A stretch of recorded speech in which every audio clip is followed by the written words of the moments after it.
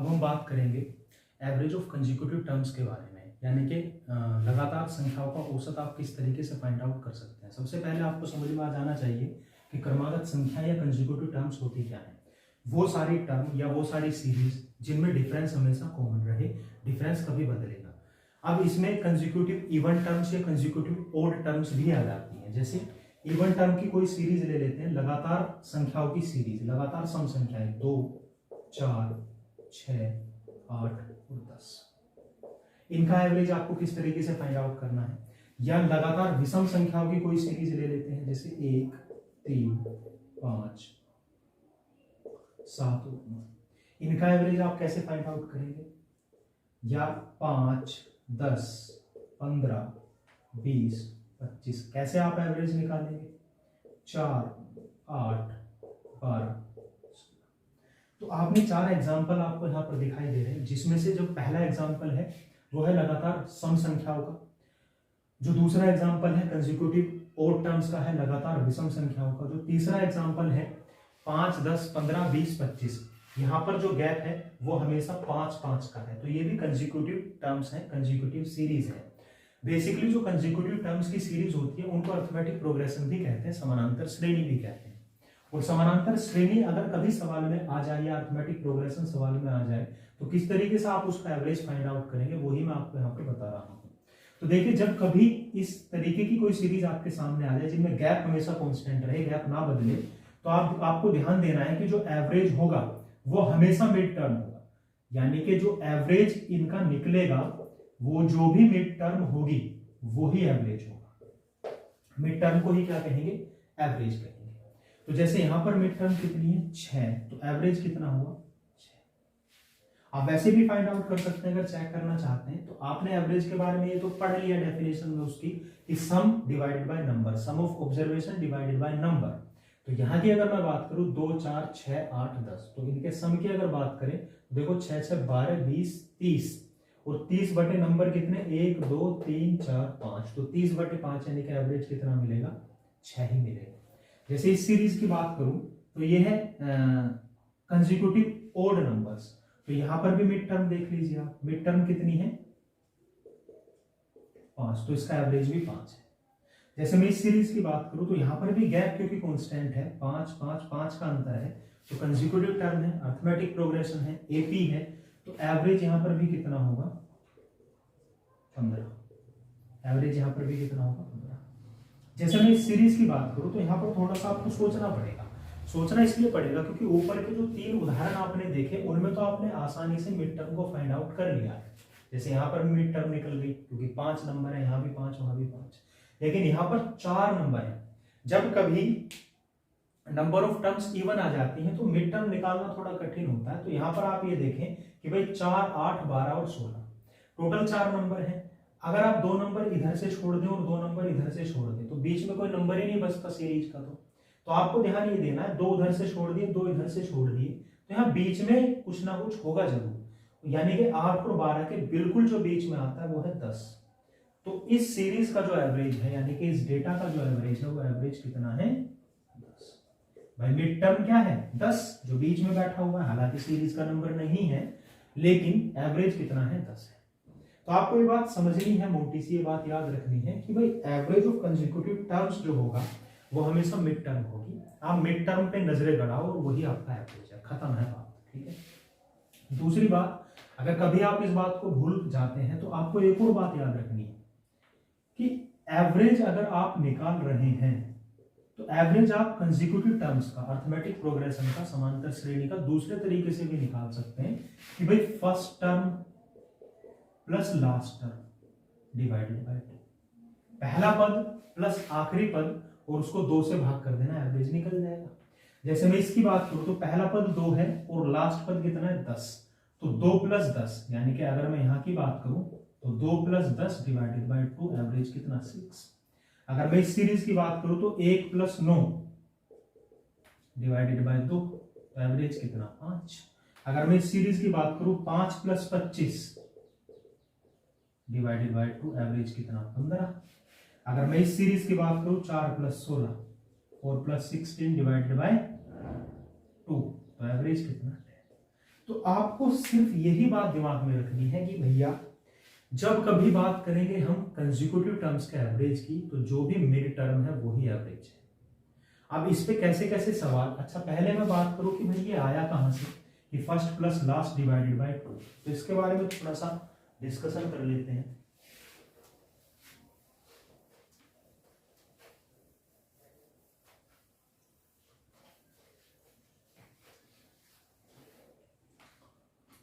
तो देखिए आपने अर्थमेटिक प्रोग्रेशन के बारे में जाना कि भाई जब कॉमन डिफरेंस हमेशा, यानी कि जो डिफरेंस है पदों के बीच में वो कांस्टेंट रहे, दैट इज क्या है, वो अर्थमेटिक प्रोग्रेशन है। ठीक है, तो आप ये देखिए कि भाई अर्थमेटिक प्रोग्रेशन में जो पदों का योग होता है, पदों का योग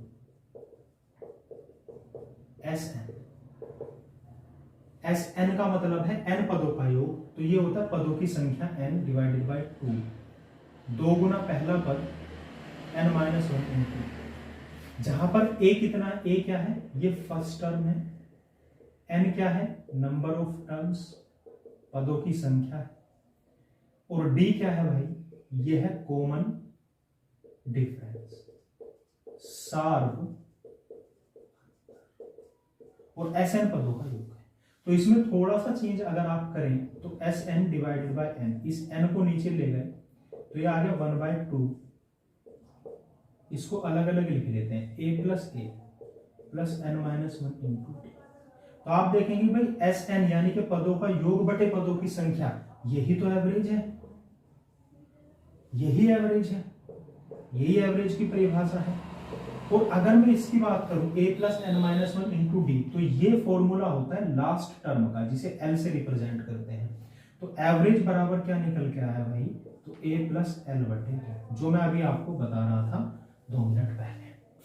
तो आपको सिर्फ याद ये रखना है कि भाई कंसेक्यूटिव टर्म्स अगर आ रही है तो भैया मिड टर्म देखो और वही एवरेज है। अब इस पे देखिए कैसे कैसे सवाल आपसे पूछे जा सकते हैं, तो कुछ सवालों का डिस्कशन हम कर लेते हैं। जैसे बहुत साधारण सा सवाल एक मैं ले लूं यहां पे,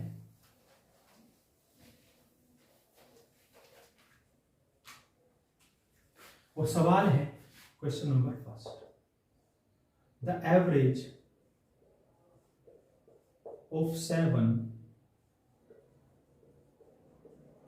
consecutive even number is 37. Even number is 36. Find out the smallest and largest. सवाल ये कह रहा है कि भाई 7 लगातार सम संख्याओं का औसत 36 है, तो सबसे छोटा नंबर और सबसे बड़ा नंबर हमको क्या करना है, बताना है। तो मैंने अभी आपको ये बताया कि भाई अगर कंसेक्यूटिव इवन टर्म्स आ जाए या कंसेक्यूटिव ऑड टर्म्स आ जाए या कंसेक्यूटिव टर्म कुछ भी आ जाए अरिथमेटिक प्रोग्रेशन, तो जो एवरेज होता है वो हमेशा मिड टर्म होती है, यानी कि मिड टर्म ही क्या होती है भाई, एवरेज, यही एवरेज है। तो आपको ये बात पता है कि भाई 7 नंबर अगर मेरे पास है तो ये 36 जो है 36, ये बीच वाली टर्म होगी, बताओ जरा होगी नहीं होगी। तो अगर ये 36 बीच वाली टर्म है और टोटल 7 है तो 3 टर्म तो इधर होंगी, 1 2 और 3 ही टर्म इससे पहले होंगी। अब आपको पता है इवन नंबर है तो 36 के, और कंसेक्यूटिव है, लगातार है, तो 36 के बाद 38, फिर कितना भाई 40 और फिर 42, 36 से पहले 34, 34, 32 और 30। तो भैया सबसे छोटा नंबर तो 30 है और उस सीरीज का सबसे बड़ा नंबर क्या है, 42। आई होप कि आप इस बात को समझ पाएंगे। एक्स वाई जेड कुछ नहीं मानना भाई, एक्स को मान के सवाल करना ही, पूरा अरिथमेटिक में कहीं एक्स नहीं मानना, ठीक है। एक्स ने वैसे ही बहुत सारे लफड़े खड़े करे थे जीवन में और बहुत दुख दिए, तो एक्स को मानना नहीं है, कुछ भी छोड़ो, एक्स को लात मारो। तो ये देखो भाई अगर मैं 36 की बात करूं, क्योंकि एवरेज था 36, तो ये बीच में बैठा दिया, ठीक है।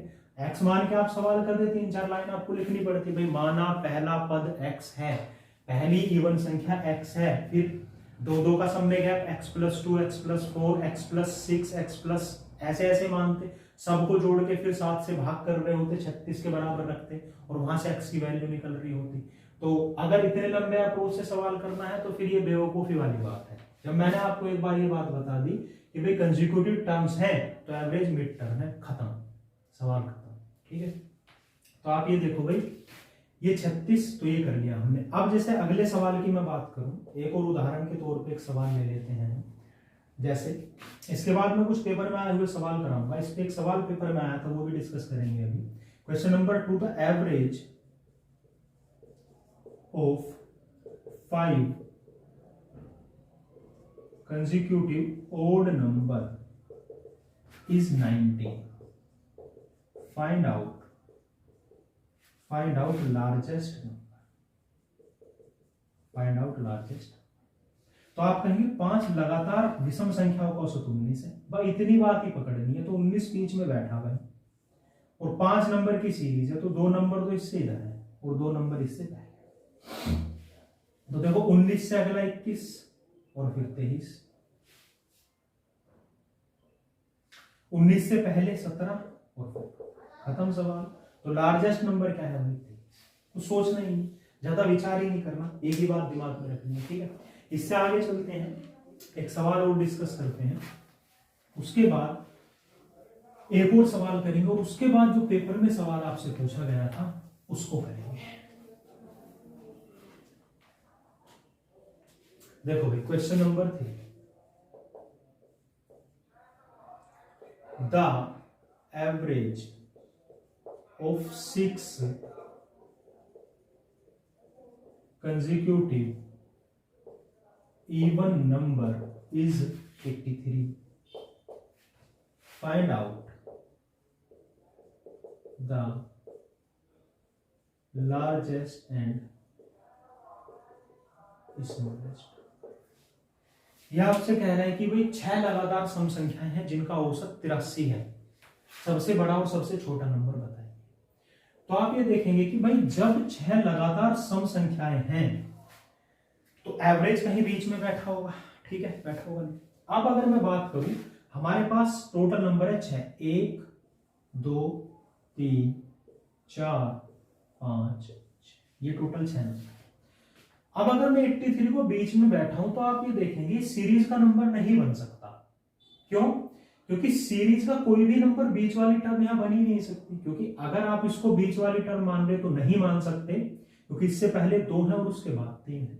इसको भी नहीं मान सकते, वही वाली कंडीशन है, इससे पहले 3 उसके बाद 2। तो जब कभी नंबर ऑफ टर्म्स इवन आ जाए, मैंने अभी पहले भी बताया आपको कि अगर नंबर ऑफ टर्म्स इवन आ जाए, इवन का मतलब है जैसे सम आ गया, सम 6 क्या है, एक सम संख्या है, तो जो एवरेज होगा वो कभी सीरीज का नंबर होगा ही नहीं। यानी कि वो कहां बैठा होगा, वो बिल्कुल मिड में बैठा होगा। यानी कि यहां पे कितना होगा भाई 83, ये सीरीज का नंबर नहीं होगा। अब अगर यहां पर 83 बैठा है तो 83 के जस्ट बाद इवन नंबर क्या है 84। 83 के एकदम बाद जो सम संख्या है वो 84 है, 84 के बाद 86 और फिर 88, और 84 से पहले 82 फिर 80 और उससे पहले कितना है 78। तो भैया सबसे छोटा नंबर 78 है और सबसे बड़ा नंबर इस सीरीज का क्या है 88। आपको ये बात समझनी होगी, क्लियर है इतनी बात? ठीक है, तो हाँ ये बात समझनी है कि भाई अगर मैं बात करूं 6, जैसे यहां 6 आ गया नंबर ऑफ टर्म, सम आ गई, तो जो सीरीज का नंबर है वो एवरेज नहीं होगा, वो बीच में बैठा होगा, दोनों नंबर के बिल्कुल बीच में, जो मिड टर्म होंगे ना तो उनके बिल्कुल बीच में बैठा होगा। जैसे एक और उदाहरण हम ले लेते हैं, जैसे कोई आपसे ये कह दे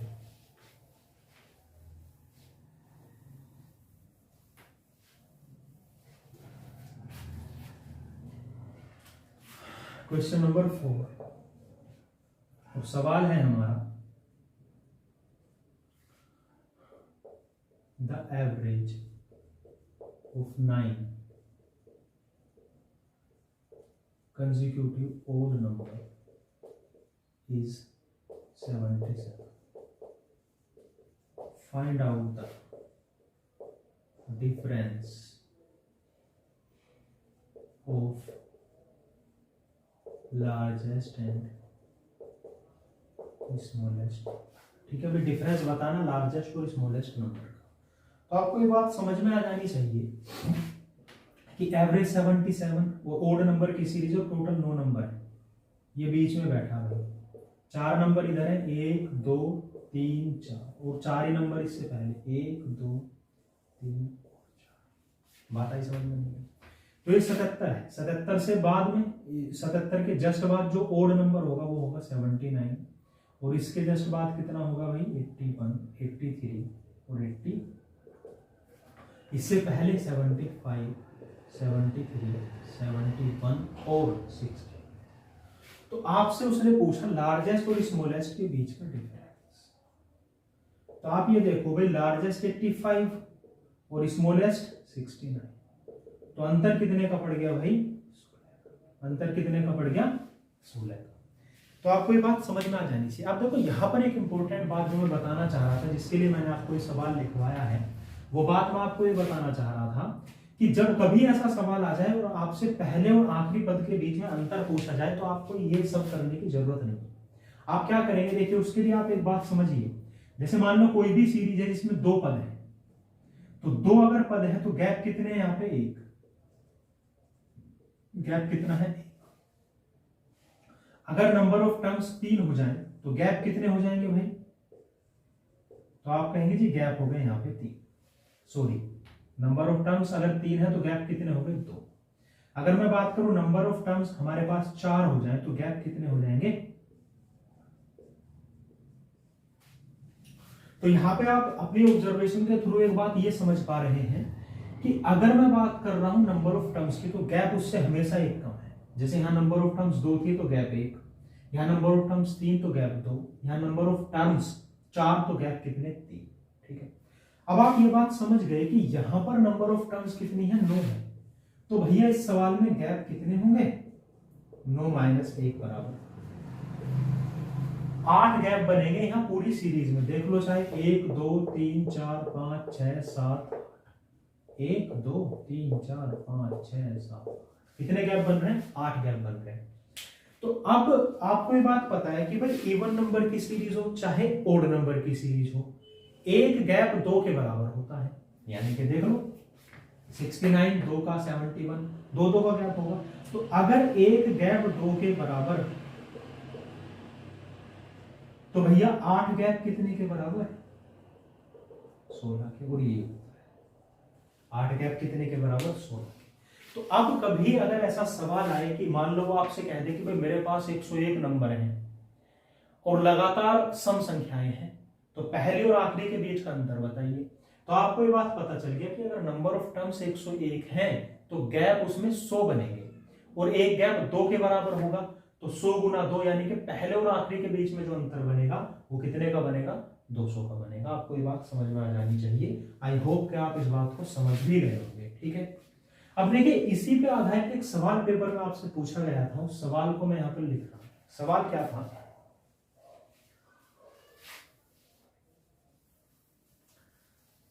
इसके बाद हम पढ़ेंगे एवरेज की property.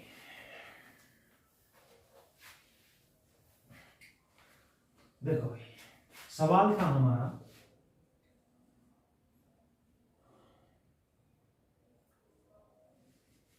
The average of 41 consecutive odd numbers is 45. The average of 41 consecutive odd numbers is 49. Find out largest. अब आपको ये बात पता चली सवाल में, जब आपने सवाल पढ़ा कि भाई 41 लगातार विषम संख्याएं हैं। कंसेक्यूटिव ओड नंबर्स का मतलब है लगातार विषम संख्या। अब अगर लगातार विषम संख्या है तो एवरेज बीच में बैठा भाई, ये 49 बिल्कुल बीच में बैठा, 41 पदों के बिल्कुल बीच में 49 बैठा है। तो इस बात का मतलब ये हुआ कि इससे इधर कितने नंबर भाई, 20 नंबर, 20 टर्म, और इससे इधर भी कितने भैया, 20 टर्म। ठीक है, आपसे इस टर्म की बात कर रहा है वो, इसको जानना चाह रहा है। करना कुछ नहीं है, ज्यादा विचार नहीं करना। तो आपको पता है कि भाई यहां से यहां 20 टर्म और है। अगर मैं सीरीज को यहीं से मान लूं कि 49 से सीरीज मेरी शुरू हो रही है, तो टोटल टर्म यहाँ कितनी हो गई, यहां से यहां तक। तो आप कहेंगे जी यहां से यहां तक जो टोटल टर्म आ गई भाई 20 तो इससे आ गए तो 21 और एक ही तो 31 टर्म आ गई। तो गैप कितने बन रहे भाई, तो आप कहेंगे जी 20 गैप बन रहे हैं। और एक गैप कितने के बराबर होता है, आपको पता है 2 के, क्योंकि सम संख्या की सीरीज हो चाहे विषम संख्या की सीरीज हो, गैप हमेशा 2 के बराबर होता है भाई। तो यहां की अगर मैं बात करूं तो आप कहेंगे जी डिफरेंस कितने का पड़ गया फिर, यानी कि टोटल गैप का जो वैल्यू बनी वो कितनी बन गई, 20 गुना 2 यानी कि 40। तो भैया इस बात का सीधा सा मतलब ये निकला कि जब आप यहां से इस नंबर के पास जाएंगे तो आपको 40 जोड़ना पड़ेगा, आपको 40 कदम चलने पड़ेंगे। तो 49 प्लस 40 आपका सबसे बड़ा नंबर क्या है भाई, 89 है। आप इस बात को समझे नहीं समझे। अगर वो सबसे छोटा पूछता तो फिर आप कह देते जी मैं तो सीरीज को यहाँ 49 को इधर ले रहा हूँ इस बार, तो आप इसमें से कितना घटा देते, 40 घटा देते, तो सबसे छोटा नंबर क्या आ जाता सीरीज का, 9 आ जाता। आई होप कि आप कंसेक्यूटिव टर्म्स का एवरेज निकालना काफी हद तक सीख गए होंगे। इसमें 2-4 तरह के सवाल और हैं जिनको मैं अगली क्लास में डिस्कस करूंगा। तो आज के लिए इतना ही रखते हैं। Thank you so much.